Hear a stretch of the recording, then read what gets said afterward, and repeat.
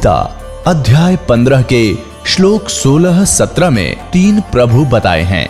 ये 3 प्रभु कौन हैं? किस प्रभु की शरण में जाने के पश्चात जन्म और मरण समाप्त हो सकता है? 3 प्रभुओं में सबसे उत्तम परमात्मा कौन है? कैसा है? उसका क्या नाम है? इन सभी गूढ़ रहस्यों को जानने के लिए अवश्य सुनिए जगत गुरु तत्वदर्शी संत रामपाल जी महाराज के अमृत वचन। गीता जी अध्याय नंबर 15 के श्लोक नंबर 23 में उस परम अक्षर ब्रह्म सच्चिदानंद घन ब्रह्म के पाने की विधि बताई है। उसमें 3 मंत्र जाप करने पड़ेंगे आपको। ओम तत्सत इति निर्देश ब्रह्मण त्रिविध समर्थ। उस ब्रह्मण माने सच्चिदानंद घन ब्रह्म यानी परम अक्षर ब्रह्म को पाने का केवल 3 मंत्र के जाप का सुमरण करने का निर्देश है, नथिंग एल्स। निर्देश माने फाइनल ऑर्डर, निर्देश माने दिशा, उसका तरफ संकेत भी, निर्देश भी और आदेश दोनों होते हैं। इसके अतिरिक्त कोई मंत्र जाप नहीं करना। इन मंत्रों के अतिरिक्त 2 जाप तुम कर रहे हो, एक 3 मंत्र ये हैं और 7 मंत्र जो आपको प्रथम उसमें दिए जाते हैं, प्रथम जाप के अंदर। इनके अतिरिक्त कोई भी अन्य जो जाप आप करते हो तो शास्त्र विधि को त्याग का मनमाना आचरण है। और उन 7 मंत्रों में से कोई एक जाप भी कहीं कोई कर रहा है तो भी शास्त्र विरुद्ध है। अब जैसे एक गाड़ी है, मोटर गाड़ी है, कार गाड़ी है, उसके सभी पार्ट्स हैं और उन्हीं से मिलकर वो गाड़ी बनी है। उनमें से कोई एक पहिया निकाल ले, व्हील, और उसको लिए जा रहा, घुमा रहा है, हाथ से ही चला रहा, और वो कहे मैं भी कार लिए फिर रहा हूं, वो मूर्ख बना रहा है, नशे में है या कति उल्लू है, उसने देखी नहीं गाड़ी कैसी होती है, या बकवादी आदमी है। तो ऐसे ही इन 7 मंत्र जो प्रथम आपको दिए जाते हैं उनमें से कोई एक मंत्र को अलग से कोई जाप कर देता है, कोई 2 देता है अलग से, वो विधि उनकी ठीक नहीं है, तो वो समझो शास्त्र विधि रहित हैं, वो गाड़ी नहीं है, यानी सभी मंत्र नहीं है। दूसरा उदाहरण ये समझो कि जैसे कोई औषधि बनाई जाती है, उसमें 5-6 जड़ियां डाल दी जाती हैं, उनमें से कोई एक जड़ी को खावेगा तो वह रोग नाशक नहीं होगी जो सभी जड़ी मिलकर जिस रोग का नाश करेंगी। तो ऐसा समझना। इस प्रकार जो ज्ञान नहीं था हमें, और कोई भी संत कोई भी हमें मंत्र दे देता था, हम उसी पर आश्रित हो जाते थे और अपना श्रद्धा से लगे रहते थे। उससे जीवन व्यर्थ होता था, क्योंकि वो शास्त्र विदिता के मनमानी पूजाएं थी।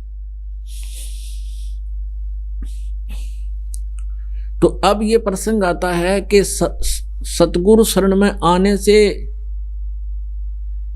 आई टले बला और जय मस्तिष्क में सूली हो व काटे में टल जा। अब ऐसा ये सही मंत्र मिल जाए, जैसे ओम तत्सत, ये 3 मंत्र का जाप है, इसमें ओम और तत् मिलकर, तत् ये गुप्त है, कोड वर्ड है, और सत भी गुप्त है, ये भी कोड वर्डों में है। तो ये दास के अतिरिक्त इन कोड वर्डों को कोई ना तो बता सकता, और यदि इस दास से ये ज्ञान प्राप्त करके, कोई उपदेश प्राप्त करके स्वयं कोई आगे ये मंत्र बता रहा है, कोई नाम देने लग भी जाता है, तो वो उस अधिकारी ना होने से डुप्लीकेट लाइसेंस बनावेगा, तो वो स्वयं भी दोषी होगा, और जो उससे वो बनवा लेंगे, उससे नाम ले लेंगे, वो भी दोषी होगा, उनका जीवन व्यर्थ होगा। तो इस दास के अतिरिक्त ना कोई अधिकारी है, ना इसका कोई आज तक जानता था इस ओम तत् और सत को। ओम तो सार्वजनिक है, ओम तो सीधा ये सरपुरुष का जाप है, और तत् ये अक्षर पुरुष का जाप है, और ओम और तत् ये कोड वर्ड है, तत् अलग मंत्र। इन दोनों मिलकर एक सतनाम बन जाता है। ये 2 अक्षर का एक मंत्र बनता है सतनाम, और तीसरा मंत्र जो है वो सार नाम है, उसको आदि नाम भी कहते हैं। तो उन तीनों के मिलने से ही परम अक्षर ब्रह्म की प्राप्ति होगी, यानी पूर्ण मोक्ष होगा। और कोई भी मंत्र जो कोई भी संत देता है वो व्यर्थ है। हरे राम हरे कृष्ण, कृष्ण कृष्ण हरे हरे, सीताराम राधे श्याम, राधे राधे श्याम मिला दे, ओम नमः शिवाय, ओम भागवते वासुदेव नमः, ये सब शास्त्र विधि त्याग का मनमाना आचरण है, ये यूजलेस, इनसे कोई लाभ नहीं।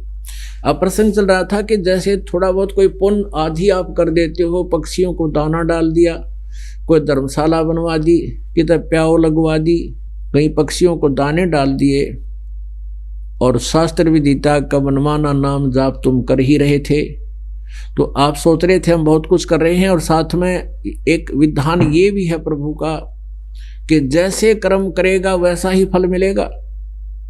दूसरी तरफ गीता जी अध्याय नंबर 16 के श्लोक नंबर 23 और 24 में स्पष्ट कर दिया, शास्त्र विधि त्याग का जो मनमाना आचरण करते हैं उनको न तो कोई सुख हो सकता, ना उनकी गति हो सकती, और ना ही उनको किसी प्रकार का कोई और लाभ होना, ना उनकी कोई सिद्धि प्राप्त हो सकती। तो यूजलेस हुआ। इन तीन कामों के लिए हम भक्ति करते हैं, घर में अपने जीवन में सुख हो, हमें कोई ऐसी हमारी साधनाएं सत्य हो, हमें हमारी गति हो, मोक्ष प्राप्ति हो। अब जैसे इस प्रकार के जो मनमुखी दान धर्म आपने करते रहे वो गीता अनुसार व्यर्थ हुए, और गीता जी में एक और प्रमाण है कि जैसे कर्म कोई करेगा वैसा ही फल मिलेगा, वो विधान है, उसके आधार से आपको फिर उसका क्रेडिट मिलेगा। वो कैसे मिलेगा? शास्त्र विधि त्याग का मनमाना आचरण करते रहे, दान पुण्य भी करते रहे, वो कैसे मिलेगा? जैसे आपने देखा होगा कुत्ते इन धनवान लोगों के घर पर पाले जाते हैं, उनका अलग से एक रूम होता है, कक्ष, और उसमें कूलर लगे होते हैं, एसी लगे होते हैं उस कुत्ते के लिए, और महीने में 3-3 4-4 बार वेटरनरी सर्जन उनको आकर के उसकी मेडिकल जांच करता कुत्ते की। और उस कुत्ते का ड्राइवर होता है मनुष्य, गाड़ी में बैठा कर ले जाता है उसको, जो उसका मालिक कहलाता है। और मालिक की सीट पर बैठता कुत्ता उसका, और मालिक ड्राइवर है और कुत्ता मालिक है, पीछे बैठा गाड़ी है और सैर सपट्टे करता देखता जा रहा है, खिड़की में आ गई इधर उधर से। अब उस पुण्य आत्मा ने, उस भोरी आत्मा ने कभी कोई दान पुण्य ऐसे किया था मनमुखी साधना से, उसका जैसे कर्म करेगा वैसा फल तो मिला उस आधार से, उस विधान से, लेकिन वो पुण्य उसको मिल गया कुत्ते के जीवन में। अब वो पुण्य कुत्ते के जीवन में मिल गया और उसको सारे सुख दे दिए जो आम व्यक्ति को भी उपलब्ध नहीं है, मनुष्य को भी। और उसने उसके सारे पुण्यों का उसमें सारा हिसाब किताब करके खत्म कर दिया, बर्बाद हो गया। अगला जन्म मिलेगा सूअर का, उसमें कौन सुविधा देगा उसने? तो इस प्रकार हमने परमात्मा के इस विधान को जानकर अपने कर्म बनाने शुभ और मोक्ष प्राप्ति का प्रयत्न करना है। अभी तक हमें किसी ने सतमार्ग नहीं बताया, ना ये तत्व ज्ञान बताया। ठीक है, परमात्मा भक्ति की प्रेरणा ये सभ्य सज्जन सभी दे दिया करते हैं, लेकिन जिनके पास वो औषधि है नहीं और बोर्ड लगा दिया डॉक्टर का, तो नीम हकीम है। तो पुण्यात्मा, अब आपको ज्ञान भी सही मिल गया और समाधान भी ओके, शास्त्र अनुकूल है जो दास आपको बताएगा। तो अब ज़्यादा देर लगाने की आवश्यकता नहीं है। जिनको नाम मिल गया वो तो अपना आनंद ले, और अन्य को भी समझाने की चेष्टा करो, क्योंकि आपको पता लग गया। आपके संपर्क में कोई आ, उसको बताने का आपका परम कर्तव्य बनता है, समझाने का, क्योंकि नहीं तो फिर आप दोषी हो जाओगे। क्योंकि हम सभी एक ही परमात्मा की संतान हैं और हम भी उसी स्थिति में थे पहले, जब तक हमें ज्ञान नहीं हुआ। और फिर ये साधना ना मिलने से, ये भक्ति ना मिलने से, परमेश्वर की शरण ना मिलने से हमारे ऊपर कितनी आपदाएं आनी थी, उससे भी आप परिचित हो जाओगे। तो फिर आप सबको बताने की चेष्टा करो। को मानने ना मानने वो कोई बात नहीं, आपका कर्तव्य बना है एक बार उसको एक बार छेड़छाड़ जरूर करे, उसने समझाने की चेष्टा करे, और भक्ति बताओ आप प्रेम से, चाहे वो आपको बुरा भी बोला, काली नहीं माने, आपका फर्ज पूरा हुआ, आपने उसको परमात्मा का संदेश व चिट्ठी दे दी। अब वो माने ना माने वो फिर खुद जिम्मेवार है। आगे जाके जब ये प्राणी यहां संसार छोड़ कर जाता है तो उस संसार छूटते उसका सारी बात याद आ जाती है, तू किस उद्देश्य से लेकर आया था संसार में और अब कर के रहा था। अब धर्मराज के यानी न्यायाधीश के पास जाकर तो उसको खड़ा कर दिया जाता है। अब न्यायाधीश पूछता है कि बोल भाई, देखा तेरी गठड़ी खोल, क्या कमा के लाया तू। वो तो उसके पास वो भी होता है सारा कुछ, तो उसको पता चल जाता है कि हाँ मुझसे भूल होगी। अब वहां ये प्राणी एक बात कहता है, ये क्या कहता है कि हे भगवान, वहां जाके हमें भूल पड़गी, क्योंकि जब ये प्राणी संसार में आता है उससे पहले इसको सब जो है बता दिया जाता है कि तो पीछे भी बहुत जन्म बिगाड़ चुके हैं मनुष्य के, और अब क्या फिर तेरा दाव लगा है अपनी सत साधना करना, परम संत की खोज करना और शास्त्र अनुकूल साधना करके अपना जीवन सफल करना। तो ये यही सोच कर आता है, माँ के गर्भ में भी इसको याद रहती है, ये भगवान इनका गलती बनी सो बनी, आगे कभी गलती नहीं करूंगा, आपकी भक्ति करूंगा, एक बार मुझे इस गंध से निकाल दो, माँ के गर्भ से बाहर कर दो। तो वहां तो इसको याद थी, जब ये यहाँ आया तो तीनों गुणों का एकदम प्रभाव हो गया, त्रिगुणमयी माया का, ये फिर भी अचेत हो गया। तो इसको नए सिरे से जो जैसी पढ़ाई पढ़ा देता है उसी तरह शुरू कर देता है। तो फिर परमात्मा अपने सिर पर अब भार नहीं रखते, अपने सिर उलाना नहीं रखते, वो भी किसी ना किसी माध्यम से कोई संदेश उस तक पहुंचवा कर छोड़ते हैं। अब जगह जगह चैनलों पर चल रहा है, पुस्तक बांटी जा रही है, भगत बहन भाई आपस में जो मिलने वाले उनसे भी चर्चा कर रहे हो, तो उस तक संदेश पहुंचा दिया आपने। अब वो वहां जाकर के ये कहता है धर्मराज के दरबार में, जब यहां लुट पिट कर चला जाता है भक्ति ना करके और कहने से भी नहीं मानता है, तब वो एक बात कहता वहां जाके, हे भगवान हमने पता नहीं चला, हमारे को किसी ने बताया नहीं, भक्ति कर लो। तब उसकी वो फिल्म चलाई जाती है, क्योंकि एक फिल्म तो हमारे अंदर कोड वर्डों में डिपॉजिट होती है, जो कर्म हम दिन रात करते हैं, और उसकी एक कॉपी भगवान के पास पहुंच जाती है, फैक्स हो जाती है, यहां से वो ईमेल हो जाती है, और भगवान के पास वो कॉपी होती है, उसको चला के दिखा देता उसकी सीडी को, अगले तू क्या कह रहा है कि मेरे को किसी ने बताया नहीं, देखिए भक्त ये बहन क्या कह रही है तुझे, और तू क्या कह रहा है कि किसने देखा भगवान, मेरे पास समय नहीं है। तो फिर वो नीची गर्दन कर लेता कि हाँ परमात्मा कहा तो था इसने। तो पुण्यात्मा ना तो आपका सिर उलाना रहे, भगवान भी इस बात में उड़ाने में नहीं आता। अब चेष्टा करो मनाने की कि उसके ऊपर पहाड़ टूटेगा, तो परमात्मा वहां से भेज देता है कि चल नरक में जा तू। तो इस प्रकार ये प्राणी वहां जाकर समझ पाता है कि मेरे से गलती बन गई।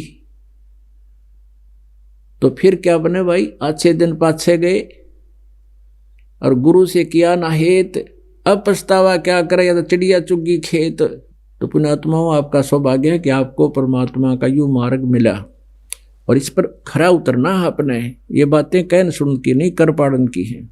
अब फिर एक प्रसंग चला था कि सतगुरु शरण में आने से आई टले बला, और जब भाग्य में मृत्यु दंड हो, सूली हो, वह कांटे में टल जाए। पहले मृत्यु दंड दिया करते थे, एक गोल चक्कर सा होता था और उसके बीच में एक सुराख होता था,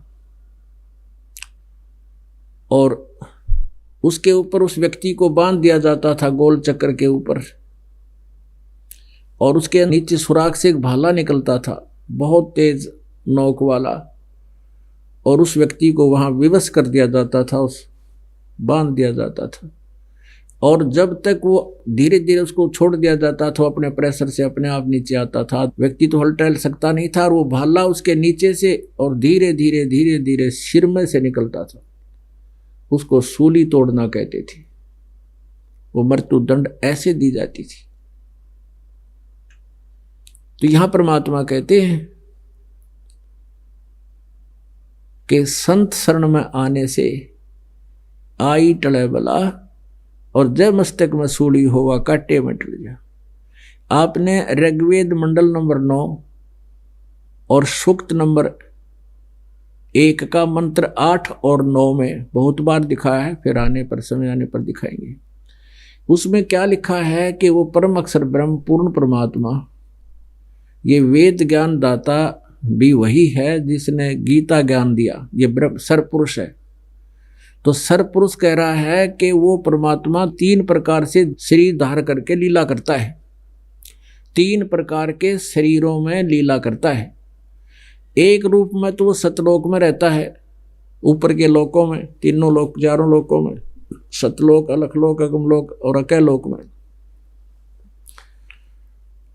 वहां तो उस परमात्मा के शरीर की इतनी शोभा है जैसे एक रोमकूप में करोड़ सूर्य मिला दे, करोड़ चंद्रमा, तो भी परमात्मा के एक रोमकूप की रोशनी अधिक है।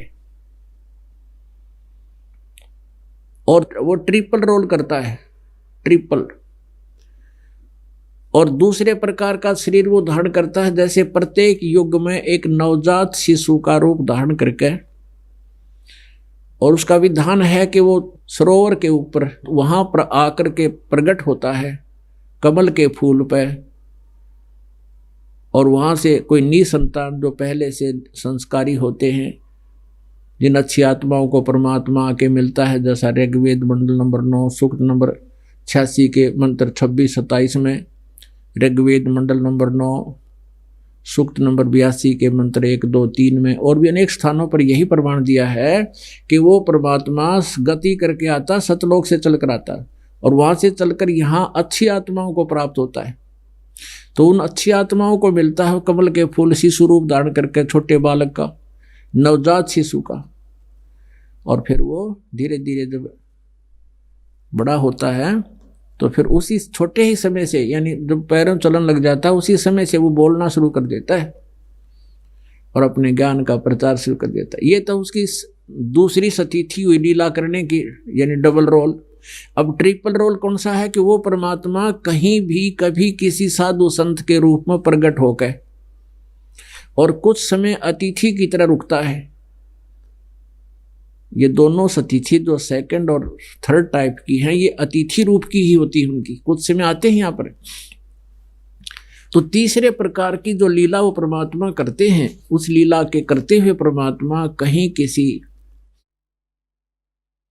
नगर के बाहर, गांव के बाहर एक कुटिया छाकर रह रहे थे, और परमात्मा वहां से निकल जाते थे, क्योंकि पहले आज वर्तमान की तरह कोई ये ऐसा कोई साधन तो था नहीं वे कि वेरीफाई करने ये संत कहाँ रहता है।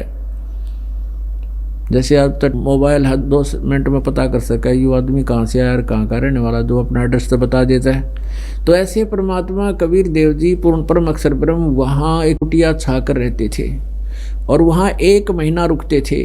फिर कहते थे अभी मैंने दूसरे वहाँ पर भी मेरा एक आश्रम है, मैं वहाँ भी जाता हूँ, 1-1 महीना सभी आश्रमों में रुकता हूँ, तो मुझे यहाँ आने में आपको 1 महीना ही दे सकता हूँ। तो वो 1 महीना जब आते थे तो वहाँ जैसे भी 20-30 भक्त उनके शिष्य थे, ऐसा छोटे छोटे गांव होया करते, को 40 घर का, कोई 50 घर होते थे, किसी में झोपड़ियाँ सी होती थी, पुराने समय की बात है। तो उस समय वो परमात्मा वहाँ 1 महीना आकर एक संत वेशभूषा में रहा करते थे, उपदेश देते थे, उनका कल्याण करते थे। बड़े दयालु हैं वो, जगह जगह आकर अपनी पुण्यात्माओं को संभालते रहते हैं और उनसे शुभ संस्कार बनवा जाते थे। उनको ये तो पता था कि ये लोग अभी ज्ञान को नहीं समझ सकेंगे, क्योंकि तत्व ज्ञान तो सदग्रंथों उसके आधार से ही सामने आएगा। तो परमात्मा कलयुग के भी इस प्राइम टाइम आपको पहुंचाने के लिए रह रह कर कहीं कहीं मिलते रहते और आपके पुण्य करवा जाते थे, जिससे आपको मनुष्य शरीर भी मिलता रहा।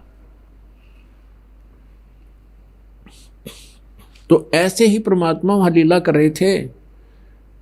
उस नगर के 10, 20, 30 जितने भगत थे, 15 थे या 20 थे, उन्होंने अपने वो जब संत जी वहाँ आते थे, 1-2 उनका शेष होता था, तो उन सब के भोजन की व्यवस्था उन्होंने अपनी पारी बांध रखी थी, टर्न वाइज करते थे। जैसे एक दिन एक परिवार भोजन कराएगा सबको, सुबह भी शाम भी, और अगले दिन दूसरा परिवार कराएगा उपदेशी, नेक्स्ट डे दूसरा कराएगा। तो ऐसे किसी एक भगतमती की पारी आ गई और उसने खीर बनानी होती है, क्योंकि गुरुदेव का बहुत दिनों में जो है दाव लगा हमारा अपने सेवा करने का, बढ़िया भोजन बना के ले जाते थे। तो खीर बनाना अनिवार्य था। उसका दूध फट गया। अब दूध फट जाने से चिंतित हुई। उसने देखा एक पड़ोस के अंदर एक बहन है, विधवा है, नाम उसने उपदेश नहीं ले रखा था। उसके पास गाय थी, दूध था, उसके पास गई। अब जाते ही कोई वस्तु मांगनी होती है तो एक औपचारिक वार्ता प्रारंभ होती है, कुशल मंगल पूछा जाता है। वो बहन गई, उसने आदर सत्कार से बैठाया कि बैठ जा बहन। तो उस बहन ने पूछा, जो उपदेशी थी, कि बहन कुशल हो? वह रोने लगी। वह बहन जो विधवा थी कहने लगी, बहन क्या कुशल तो नहीं हो, पहले तो पति मेरा, उसका दुख अभी तक नहीं भूल पाई थी, इकलौता पुत्र है, सोचा था कि इसको पाल पोस कर बड़ा कर दूंगी, भूल पड़ेगी दुख की। अब ये ऐसा नालायक हो गया, शराब भी पीवे, बीड़ी हुक्का पीवे, मेरी मानता ना कती, और सारा दिन पता नहीं कहाँ रहता है, ना कोई काम करता। यूं कहकर वो रोने लगी। तो उस बहन ने कहा कि जो उपदेशी थी कि बहन बात सुनो, आप यहाँ सारा दिन चिंता में रहती हो, आप कुछ देर हमारे साथ सत्संग में चला करो। गुरुजी सत्संग करते हैं इस दिन को, यानी 1-2 घंटा डेली सत्संग करते हैं, 4 बजे से तू चला करे। तो कहने लगी, बहन मैं नहीं जा सकती सत्संग में। क्यों नहीं जा सकती? क्योंकि पहले तो मैं विधवा, और यदि मैं घर से बाहर जाऊंगी तो सबकी नज़र मेरे ऊपर होती है, ये कहाँ जा रही है, और तुम्हारे तो पति हैं बहन, तुम्हें तो कोई टोक नहीं सकता, मैं नहीं जा सकती। तो उस बहन ने काफ़ी कुछ समझाने की चेष्टा की, नहीं मानी वह। फिर प्रार्थना की कि बहन ऐसे ऐसे मैंने अपने गुरुदेव का आहार कराना था, मेरी पारी थी, मेरा दूध फट गया, खराब हो गया, और दूध दे दे मुझे, तेरा उधारा दे दूंगी, कल दे दूंगी, मैंने खीर बनानी है। तो उस बहन ने दूध निकाल कर बाल्टी में रखी रखा था, न्यू का न्यू, वो सारा का सारा उसके पात्र में डाल दिया, अकेले जा बहन। अब उस उपदेशी बहन ने कहा कि कुछ तो रख ले तू, ना सारा ले जा, और मेरा भी पुण्य में लाग जाएगा कि तय। अब इस बात से वो भी बड़ी प्रभावित हुई। वो बहन उपदेशी थी कि इस तरह तो मैं भी दूध ना दे सकती, मैं तो नाम ले रही हूँ जिस तरह इसने, यह तो है तो पुण्यात्मा, पर बिचल गई है यहाँ पर बिना ज्ञान के। तो वो दूध लेगी, खीर बनाकर संत भक्तों को खिला दिया। अब पुण्यात्माओं यहाँ से शुभ कर्म शुरू हो गए उसके। अब उस बहन ने सोचा, उपदेशी ने, कि यह है अच्छी आत्मा, जब इसका इतनी सेक्रीफाइस, इसके अंदर इतना ये हिम्मत करती है, इसने सारा दूध निकाल कर दे दिया, आप भी नहीं रखा। तो फिर वो धीरे धीरे वहाँ जान लगी, उसको चर्चा सुनावे। बेबे न्यू है, भगवान की भक्ति की कथा तो सत्संग में सुनकर जाती, उसके पास चर्चा कर दे, बस 10 मिनट 20 मिनट जैसे आध घंटा बड़ा खूब सुनने लगी। धीरे धीरे वह 2-2 3-3 घंटे सुनने लगी। फिर प्रार्थना करी उस बहन ने कि आप नाम लो, वहाँ रहोगे तो आपकी टेंशन भी खत्म होगी, दिमाग में हर समय आपके यही बात बनी रहती है, आपका जीवन का उद्देश्य ही खत्म हो चुका है, जिस तरह आप सोच रहे हो। हाँ बिल्कुल हो चुका है। मालिक कहते हैं सौ छल सीधर मैं करूं अपने जन के काज, और कहते हैं कबीर कमाई आपनी कदे न निष्फल जा, सात समुद्र आडे पड़वा मिलाएगा हुआ। वो पुण्य उसने शुरू किया था, उसी का प्रतिफल मालिक ने देना शुरू किया। उसके अंदर प्रेरणा की, करे करावे साइया मन में लहर उठा, और दादू सरदर जीव का वो आप बगल हो जा।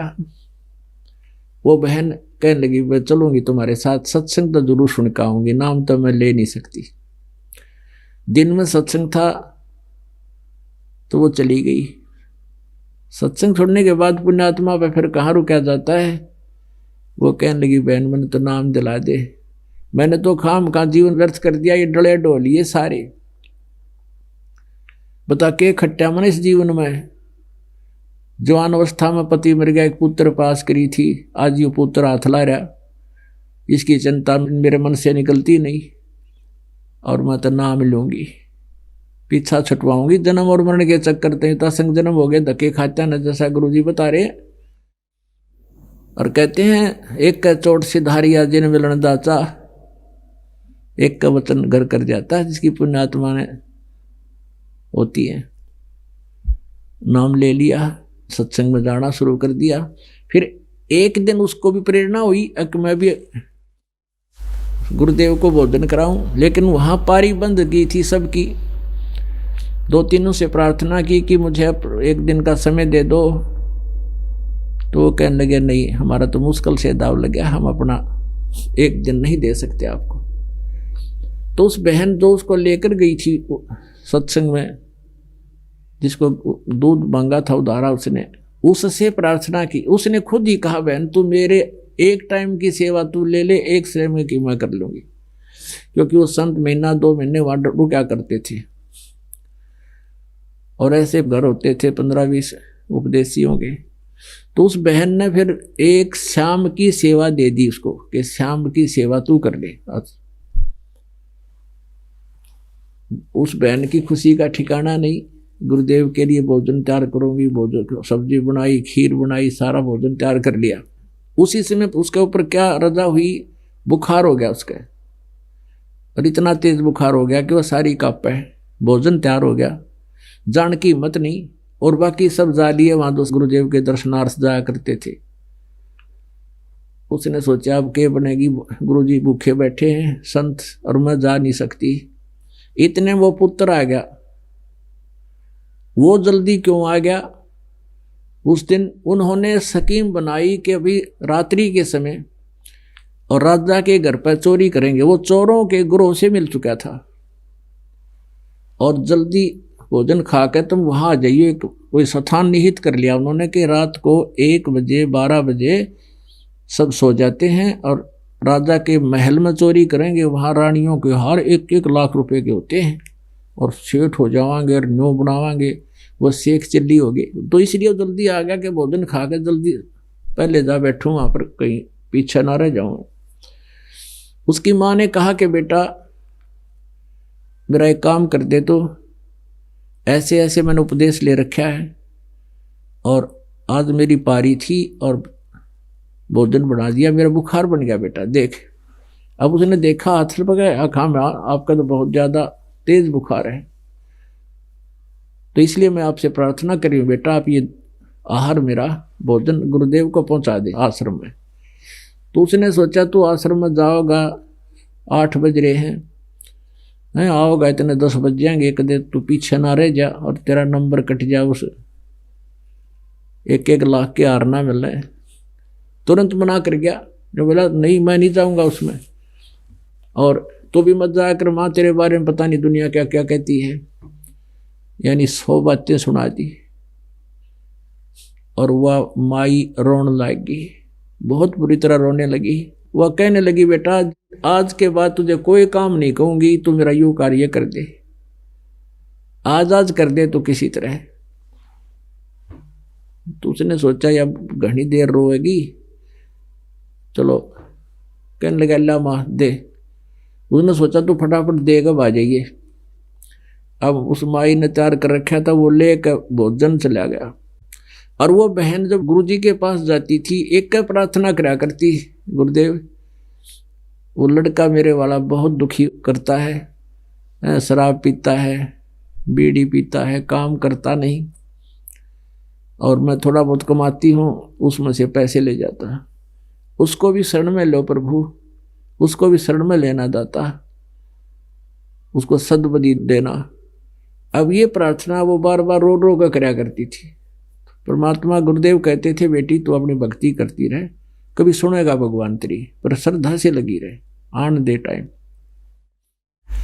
अब वो लड़का भोजन लेकर पहुंचा, पूछा, वहां 10-20 भगत बैठे थे कि गुरुजी कहाँ हैं, महाराज जी कहाँ हैं? कि भाई नहान गए हैं, स्नान करके आएंगे, बैठ जाए यहाँ आएंगे और भोजन खाएंगे।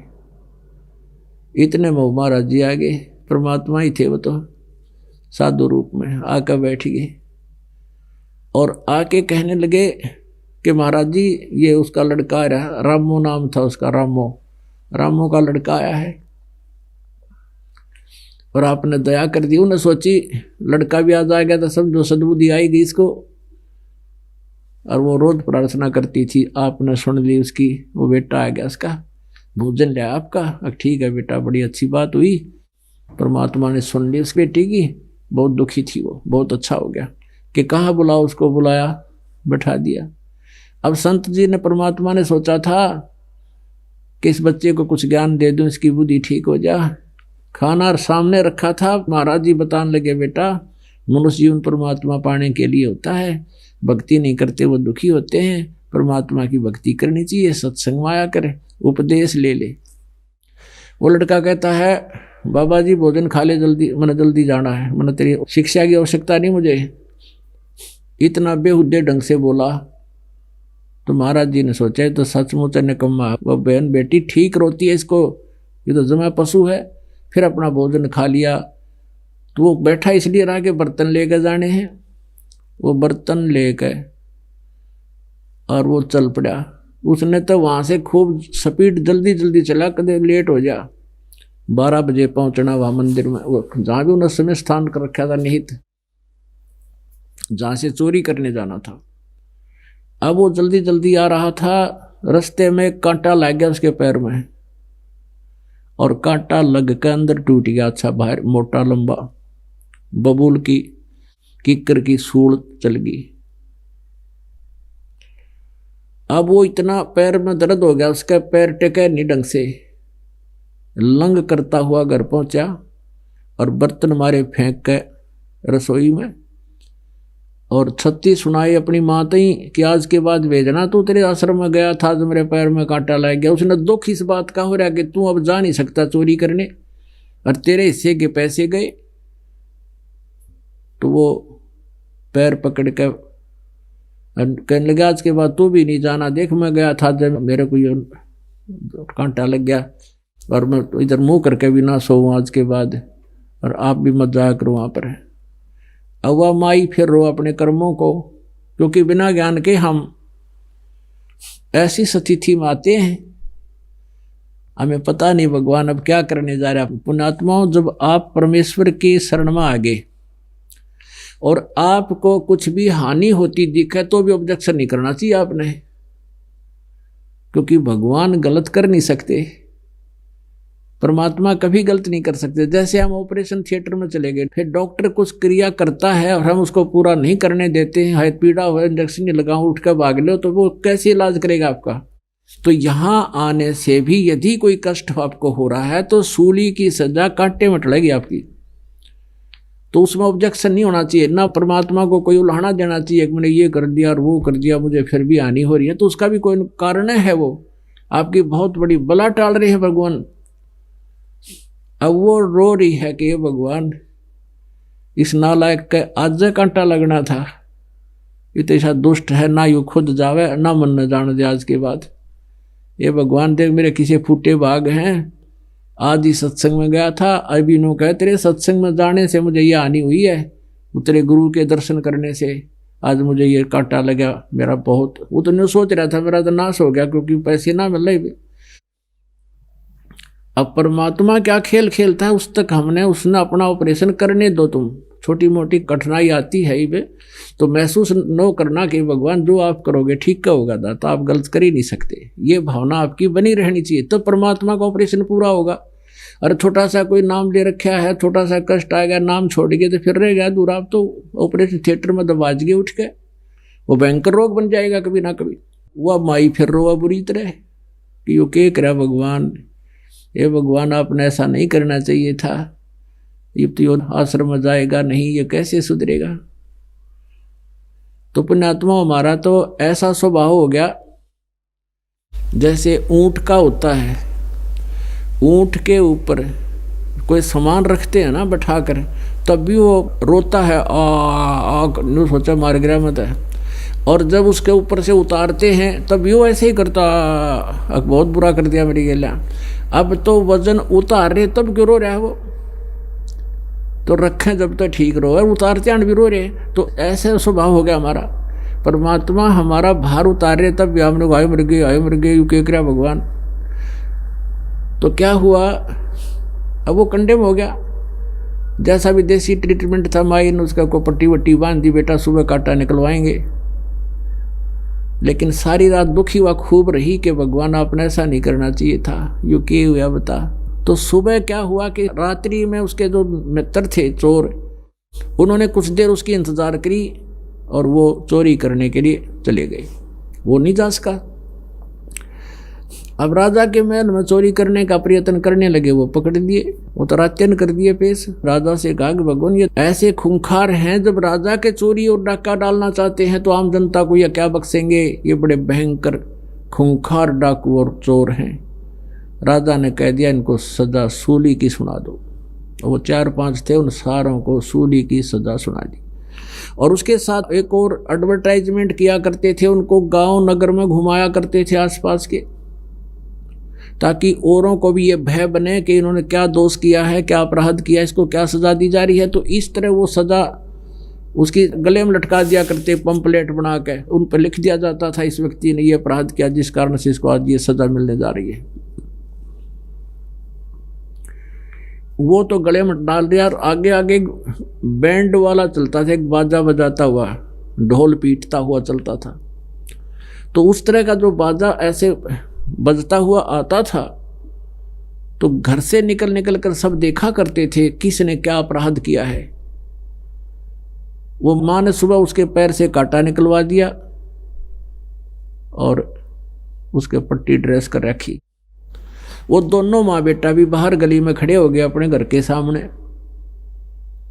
और उधर से वो आ रहे थे और पुलिस वाले उनसे कह रहे थे तुम बोलो, हम अपराधी हैं, हमने राजा के डाका डालने की सोची थी, चोरी करने की प्रयत्न किया, आज हमें शाम को सूली तोड़ा जाएगा, कोई सुनता हो हमारी तो ऐसा अपराध कोई ना करियो।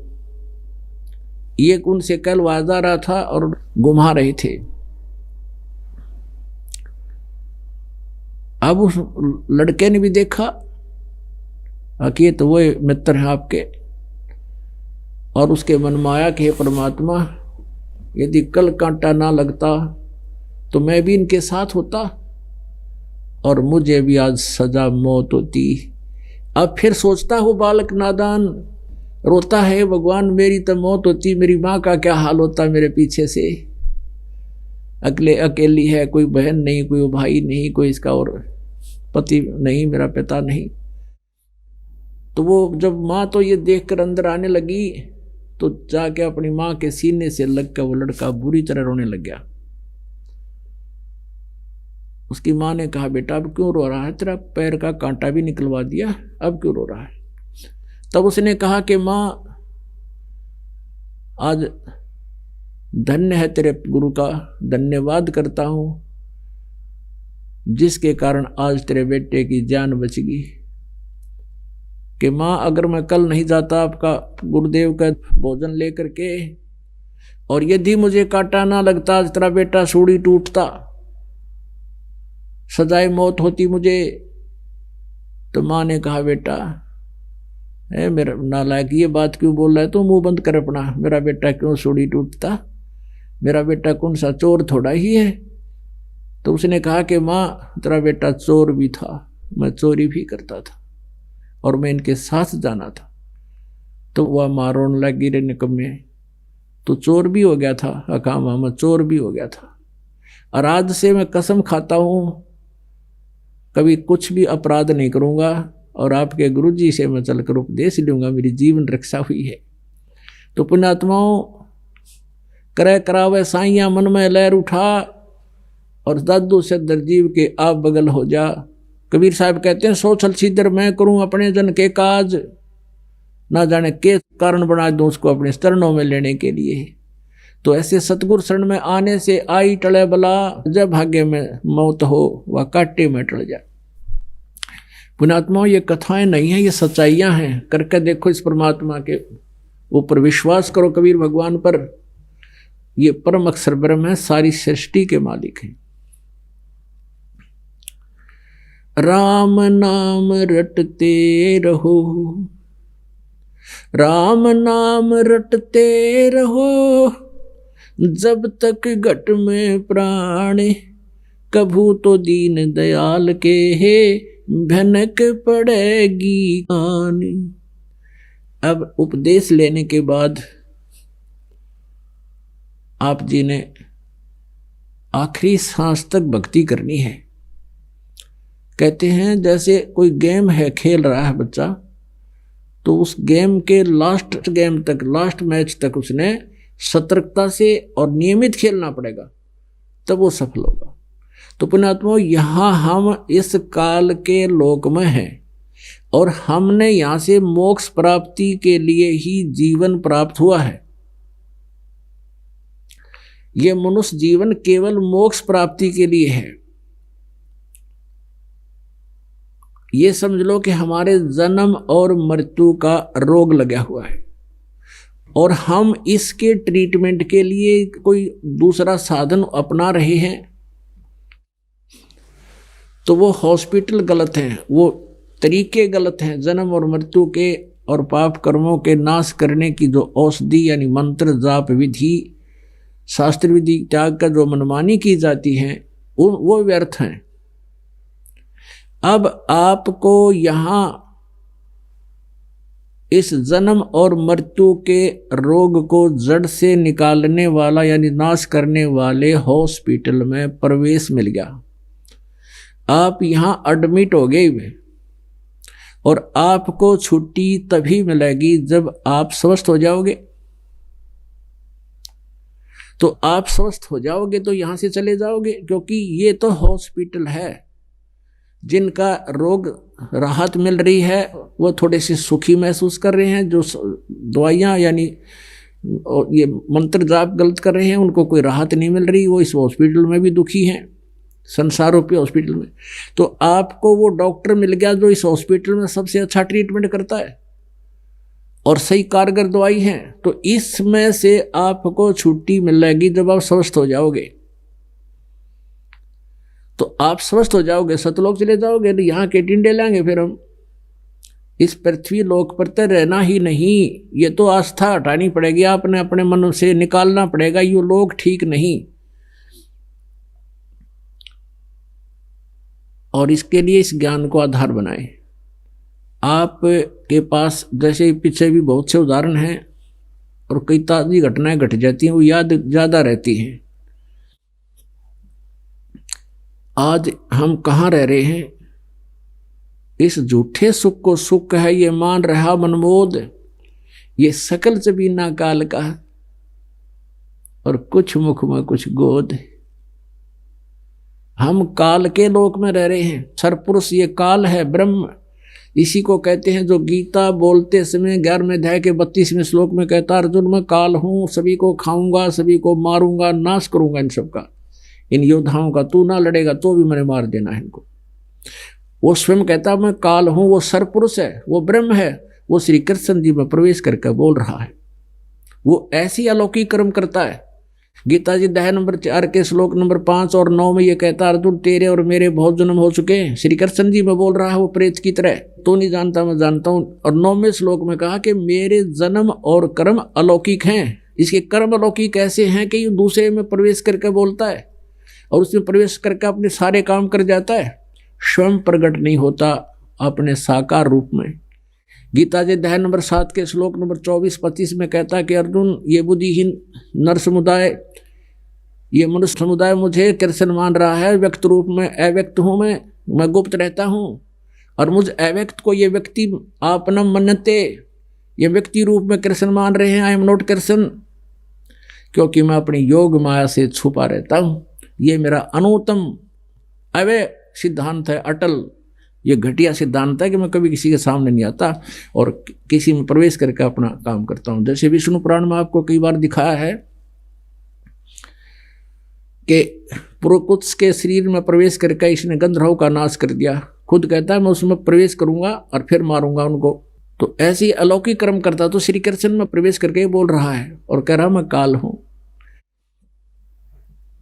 तो हम इस काल के लोक में रह रहे हैं। परम अक्षर ब्रह्म ने जो सबका उत्पत्ति करता है, जिसने सरपुरुष का भी उत्पत्ति की है, उसने आके बताया है कि ये काल है, इसको श्राप लगा हुआ है 1 लाख मानव शरीरधारी प्राणियों का निताहार करने का। तो ये इसलिए तुम्हें यहां पाले हुए है। जैसे कोई पोल्ट्री फार्म खोल रहा हो, उसने अपने 3 नौकर ला रखे हैं, एक तो मुर्गी मोल ला के वहां रख दे और दूसरा उनकी देखभाल कर रहा है, उन्हें चूजे चाजे निकाल दे है, और तीसरा वहां से मुर्गे पकड़ के धनी के पास पहुंचा दे है, अकेले खा ले तू। तो ये 3 व्यवस्था इसके पुत्र कर रहे हैं, रजगुण ब्रह्मा, सदगुण विष्णु, तमगुण शिव जी। रजगुण ब्रह्मा जी के आधार से तो हम यहाँ संतानोत्पत्ति करते हैं, राजपाट ज्ञान सभी व्यवस्थाओं को प्राप्त करने की चेष्टा करते हैं। और सतगुण विष्णु जी के सतोगुण के प्रभाव से हम एक दूसरे में ममता रखते हैं, एक दूसरे के हम ऊपर हमारे दिन मोह होता है। और तीसरा जो भगवान शिव जी जो हमारा मार करके यहाँ से काम तमाम कर देता है, और इनकी हम पूजा कर रहे थे। तो ऐसे परमात्मा कहते हैं ये 1 लाख मानवधारी प्राणियों का निताहार करता है। इसके अंदर एक सूक्ष्म शरीर है, स्थूल शरीर के अंदर। इस स्थूल शरीर के माध्यम से जितने भी अच्छे बुरे कर्म ये करता है, अच्छे बुरे आहार करता है, जैसे शराब मांस तंबाकू बीड़ी सिगरेट सौफंड करता है, तो उसका सूक्ष्म अंश सूक्ष्म शरीर में लिप्त हो जाता है। और उसको फिर इसने उससे छुड़वाने का तरीका बना रखा है, तपस्या पर भून के, वहाँ जीव मरते नहीं लेकिन तंग इतने होते हैं पूछो मत, उनको फिर कर्माधार से भेज देता है। आजकल इसको समझना बहुत आसान है। जैसे आजकल एक ऐसे तरीके अपना रखे हैं इन्होंने, मछली का तेल निकालते हैं, समुद्र के किनारे एक मशीन लगा देते हैं, उनको एकदम मछलियों को पकड़ते हैं, समुद्र से निकालते हैं, तुरंत मशीन में डाल देते हैं और मशीन में ऐसी बुरी तरह उनको उठा पटक करते हैं, सेकंडों में ही उनमें से तेल छुड़वा लेते हैं और फिर उनको फिर फेंक देते हैं, जीवित रह जाती है। तो ऐसे वो वहाँ गंद निकाल लेता हमारे अंदर से, उस तपस्या पे हमें भून के तड़फा के और फिर हमें भेज देता, जाओ तुम अपने कर्म आधार से कर्म करो, जो जिसका भाग्य भोगो। तो यहाँ ये रहने का स्थान नहीं है। अब जैसे कोई सेठ है, कितना ही पैसा उसके पास, अच्छी बड़ी इंडस्ट्रीज है, या कोई मंत्री है, मुख्यमंत्री है, प्रधानमंत्री है, अब वो कितना सुखी है और उसकी मृत्यु हो जाती है तो क्या सुख था उसको, क्या सुख होया यो? क्योंकि सारा जीवन वो व्यक्ति संग्रह करने में लगा रहता है, उससे फिर कार कोठी बनाने की नीत अपनी बनाए रखता है, संपत्ति जोड़ दूं, ये कर दूं। तो यहाँ तो हम रह ही नहीं सकते। यहाँ से दिल हटाने के लिए ये फार्मूले अपनाने पड़ेंगे। ये बातें सच्चाई है लेकिन याद रखनी पड़ेंगी। ये परमात्मा कहता है कि सारा जीवन ये प्राणी संपत्ति और संतान के ही लिए अपना जीवन न्यौछावर कर जाता है, और संपत्ति जोड़ने की नीयत इसकी खत्म नहीं होती। इसके मरे जा सही हो, लास्ट में भी न सोचा कुछ धंधा ही करता रहूं जब तक हाथ पैर चलते हैं, और परमात्मा के लिए भक्ति का टाइम समय इसके पास होता नहीं। अब जैसे एक बहुत बड़ा उद्योगपति था, सारी व्यवस्था थी, अपने ही हेलीकॉप्टर में गिर कर मर गया। अब जब तक उसके पुण्य थे तब तक तो वो सारा ठाठ बाट से हेलीकॉप्टर में चला था, और जिस दिन वह बैटरी डिस्चार्ज होगी, पुण्य समाप्त हो गया, आज्ञा चार्जर था नहीं, ठीक साधना कर नहीं रहा था, तो उसका जीवन पूरा हुआ। अब क्या बनेगा? कुत्ते की योनि प्राप्त करेगा वो। तो क्या है ये लोग, कहाँ रह रहे हैं हम? ये धोखा के रखा अपने साथ। अब जैसे पीछे आपने देखा था, सुना था, एक पोलैंड देश का पूरा मंत्रिमंडल जिसमें 95-96 व्यक्ति थे, एक जहाज में बैठ कर जहाँ थे किसी का दुख व्यक्त करने, शोक व्यक्त करने किसी की मृत्यु पर, और आप मर गए। 95-96 थे, सारे के सारे एक का दिन, एक का सेकंड में खत्म हो गए, कुछ ही क्षणों में। उनकी कितनी आशाएं थी, कितनी उम्मीद थी उन लोगों की, अब कहाँ गई वो? जो काम करना थे मनुष्य जीवन से वो तो किया नहीं, भूत बने फिरेंगे कितने। पीछे 2 साल 3 साल पहले की बात है, एक पेपर में आया था, समाचार पत्रों में, एक बहुत बड़ा राजनेता था, उसके साथ 5-7 उसके चेले चपटे, और वो हेलीकॉप्टर में जावा था। वो हेलीकॉप्टर से मर गए, पड़ के एक्सीडेंट हो गया, उससे मर गए।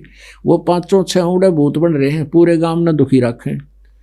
और फिर उनका जंतर मंतर करवाया तो उन्होंने कहा हमारा महल बनाओ। वह एक चबूतरा बनाकर उनकी 5 इतने है वो बना रखे हैं, नारे नारे अलग अलग। हाँ, वो वहाँ कोठी बनवा रहा है, और तो भक्ति करनी थी वो करी नहीं गई, आज वहाँ भूत बना फिर है। ऐसे ही एक इसका आंध्र प्रदेश के मुख्यमंत्री हेलीकॉप्टर में जाए थे। अब जो मुख्यमंत्री है उसकी कितनी उमंग, और कहाँ कहाँ उसकी पार्टियों की इंतजार होती है, यहाँ आएंगे आगे से आगे उनके ऊपर, और वो वहाँ उसका ये नहीं पता कहाँ मरा हुआ पड़ा है। 3 दिन में जाकर लाश मिली थी उसकी। ऐसे अरुणाचल का एक मुख्यमंत्री 7 दिन में शव पाया था, उसके टुकड़े टुकड़े हुए गादड़ के सीटे थे। और कई साल पहले की बात है, एक पंजाब और हिमाचल प्रदेश का गवर्नर था, और वो जा रहा था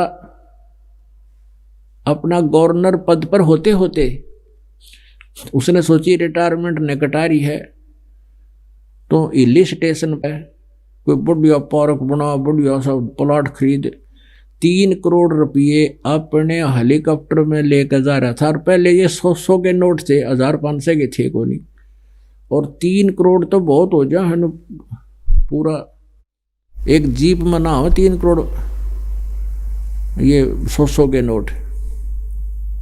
और हेलीकॉप्टर में भर के प्लाट की साई देने जा था, परचेज करने जा था, साथ में परिवार था। एक्सीडेंट ग्रस्त हो गया, और वो नोट कितना गया, उड़ते अंडा उड़ा गडरी उठा के ले गए उन्हें, और भेड़ खाओ उनके कागजा ने, हैं, और वो वहीं मर गया। परिवार का भी गला नाश हो गया। अब चाट ले उसने हिली स्टेशन में, उड़ा कितने भूत बने अंडेगा, या कितना चूहा बन के धक्के खाओगा। अब सारा जीवन खो दिया, जो काम करना था मनुष्य जीवन से वो करा नहीं। पिछले पुण्य थे इतने सारे ठाठ रहे, बड़े बड़े पद प्राप्त हुए, और जब आगे चार्जर लगा नहीं, वह बैटरी डिस्चार्ज हुई, जब ये दुर्गति होती है इस प्राणी की। ये भगवान हम सभी के लिए संदेश देता, किसी एक व्यक्ति विशेष के लिए नहीं। हमारे साथ भी यही बनेगी, जब हम भक्ति नहीं करेंगे, भगवान की शरण नहीं ग्रहण करेंगे। तो यहाँ से तो आपने ये समझ लेना पड़ेगा कि ये लोग ठीक नहीं। तो फिर हमें ये सुख कैसे होगा, हमारा ये जन्म और मृत्यु का रोग कटे। तो उसके लिए क्या बताया है कि राम नाम रटते रहो, राम नाम रटते रहो, जब तक घट में प्राण, कभू तो दीन दयाल के भनक पड़ेगी कान। किसी भी सदग्रंथ को आप उठाकर देखिएगा, जो सदग्रंथ है, श्रीमद् भगवद गीता में कहा कि अर्जुन 8वें अध्याय के 5 और 7 श्लोक में ये सर्वपुरुष गीता ज्ञानदाता कहता है, जब मेरी भक्ति करनी है तो मेरा भजन भी कर और युद्ध भी कर, मुझे प्राप्त होगा। अब इसका कहने का तात्पर्य यह है कि मेरी शरण में रहना है तो मेरे ओम नाम का जाप कर। 8वें अध्याय के 13वें श्लोक में गीता जी में कहा कि ओम इति एकाक्षरम, ब्रह्म व्यवहारण माम अनुस्मरण ये प्रयाति तदन देहम सयाति परमाम गतिम। मुझ ब्रह्म का केवल एक ओम अक्षर है, नथिंग एल्स। ये बाकी के जो मंत्र जाप किए जाते हैं, हरे कृष्ण कृष्ण राधे राधे श्याम राधे, ये 5 ओंकार अरंकार, सोहम और सतनाम ज्योत निरंजन, ये नाम नहीं है। और काल मूर्त सब स्वरूपी राम सतपुरुष, ये मनमुखी मंत्र है, ये कोई मंत्र नहीं जाप करने के। और तो इस तरह कोई 2 अक्षर बना लेता है एक अक्षर को, तो वो भी ठीक नहीं है जाप। यानी इस मंत्र को छोड़ के, ये सरपुरुष का मंत्र है, कहता मेरा तो केवल एक ओम मंत्र है, नथिंग एल्स। और इसको अंतिम सांस तक, शरीर छोड़ने तक जो त्याग कर स्मरण करता हुआ जाता है, सयाति परमाम गति। जो ब्रह्म से यानी ओम से मिलने वाली जो गति है वह परम गति यानी ब्रह्म लोक है, केवल इस ओम नाम से प्राप्त होगी। लेकिन ये ब्रह्म लोक पर्यंत गए हुए प्राणी भी जन्म मृत्यु में आते हैं। 8वें अध्याय के 16वें श्लोक में गीता जी में कहा कि ब्रह्म लोक पर्यंत ये सभी लोक पुनरावर्ती में है, यानी वहां गए हुए प्राणी भी लौट कर पुनः क्षीण होने पर पृथ्वी लोक पर आते हैं और अन्य प्राणियों के शरीरों को भी प्राप्त होते हैं। अब यहाँ अनुवादकर्ताओं ने थोड़ी सी गलती की है। 8वें अध्याय के 16वें श्लोक में उन्होंने ये किया है कि ब्रह्मलोक पर्यंत सभी लोग पुनरावर्ती में, ये तो ठीक कर दिया। आगे लिख दिया कि मुझे प्राप्त प्राणी का पुनर्जन्म नहीं होता, ये अनुवाद गलत है। उसका अर्थ ये बनता है कि जो ये नहीं जानते न विद्यते। अब विद्य का अर्थ केवल है नहीं होता, विद्य माने जानना, विद्या। तो जो ये नहीं जानते मुझे प्राप्त होकर भी कुंते पुनर्जन्म, उनका पुनर्जन्म होगा। जो ये नहीं जानते कि ब्रह्मलोक पर्यंत प्राणी सभी जन्म मृत्यु को प्राप्त होते हैं, पुनरावृत्ति में हैं, जो ये नहीं जानते मुझे प्राप्त होकर भी पुनर्जन्म है उनका। इसका अर्थ तो ये बना है। यदि उनकी अन्य का जो अनुवाद ये मानने कि ये कहे है गीता ज्ञानदाता कि उनका फिर पुनर्जन्म नहीं होता, मुझे प्राप्त हो गए, तो गीता जी अध्याय नंबर 4 के श्लोक नंबर 5 और 9 में, गीता जी अध्याय नंबर 2 के श्लोक नंबर 12 में और गीता जी अध्याय नंबर 10 के श्लोक नंबर 2 में गीता ज्ञानदाता कहता है कि अर्जुन तेरे और मेरे बहुत जन्म हो चुके, तू नहीं जानता मैं जानता हूं। तो फिर ये कहना कि मुझे प्राप्त होकर के पुनर्जन्म नहीं होगा, तो ये या अनुवाद गलत है, मूल पाठ ठीक है, समझ नहीं सके ये। तो इस प्रकार तो यहां कहता है कि अंतिम सांस तक आपने यह साधना करनी पड़ेगी। ओम इति एकाक्षरम ब्रह्म व्यवहारण मामनुसमन ये प्रयाति तदंदेहम। शरीर छोड़कर जाते समय तक मेरा ओम नाम का सिमरण करता हुआ जाता है, सयाति परमाम गति, वो परम गति सुख को प्राप्त होगा जो ओम से मिलनी है।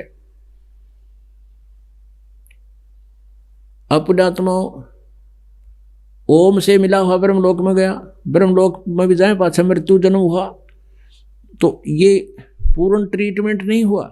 इसलिए गीता जी अध्याय नंबर 7 के श्लोक नंबर 18 में गीता ज्ञानदाता कहता है मेरी साधना भी अनुतमाम है, मेरी गति यानी ओम से मिलने वाली परम गति भी अनुतमाम गति घटिया है, क्योंकि इसमें जन्म मृत्यु समाप्त होती नहीं और फिर अगला जन्म फिर तैयार ऐसे ही ब्रह्मलोक में गए, फिर पुनरावृत्ति में, फिर जन्म मृत्यु में। और साथ में ये भी क्लियर कर दिया कि मेरी भक्ति करने वाले को शांति नहीं हो सकती। 8वें अध्याय के 5 और 7 में कहा अर्जुन तुम मेरे मन वाला बन, मेरा भगत बन और युद्ध भी कर, तो मुझे ही प्राप्त होगा, डोंट वरी।